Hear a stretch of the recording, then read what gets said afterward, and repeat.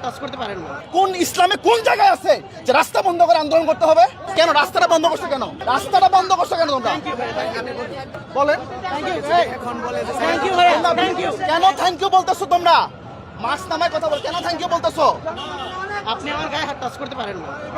কেন তুমি রাস্তা বন্ধ করতে পারো, হাত টাচ করতে পারি না? বলেন বলেন বলেন, আমার সাথে কথা বলেন।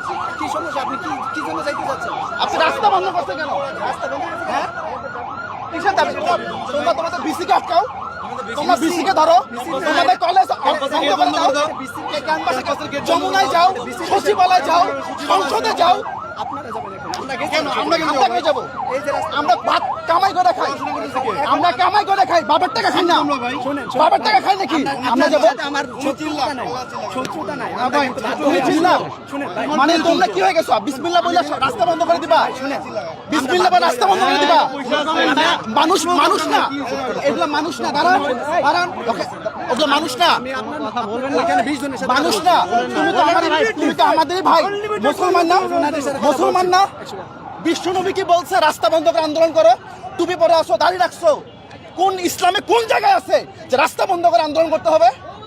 তরবার নিয়ে নেমে যাও, শহীদ হও। বুখারী শরীফে আছে প্রত্যেকে তার দায়িত্বশীলতার মানে তার অবস্থান থেকে দায়িত্বশীল। এটা কি অবস্থান? তোমার অবস্থান কি রাস্তায়?